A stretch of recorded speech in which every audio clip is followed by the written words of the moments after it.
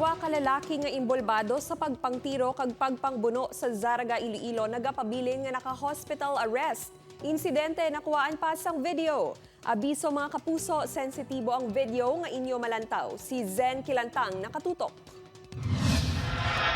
Sa video nga ini nga kuha Sabado sang gabi sa Barangay Poblasyon Ilawod, Zaraga, makita ang motorsiklo nga ginamaneho sang lalaki nga nakasuksok sang jacket sa kayang sa kababayi.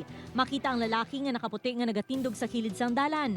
Mati-untion may naglabay nga motorsiklo kag ginbuno ang driver. Nakadalagan ang driver apang nagbalik ini nga may pusil na kag makapila ka beses nga gintiro ang lalaki nga nakaputi.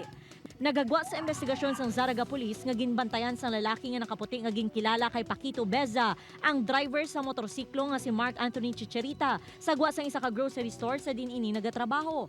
Nakaangkon sang pilas sa likod tugas sang pagbuno si Chicherita, samtang may mga igo naman sang bala si Beza. Ang duha ang padayon nga ginabulong sa ospital. Suno sa nakakita dito sa gabi nga mga bystander kag tricycle driver, base sa ilang testimonya, isa ko nung ka 38 revolver, pero subject for confirmation pa kay wala abi na recover ang firearms sa scene of the incident. Love triangle ang ginasundan nga motibo sang kapulisan. Nahibaluan nga ang babae nga angkas ni Chicherita, ang live-in partner ni Beza.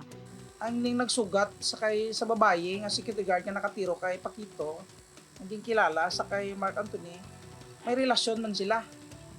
So nagagwa nga ang ini nga sitwasyon, ang ini nga tabo kung tanawon mo daw love triangle ang guway.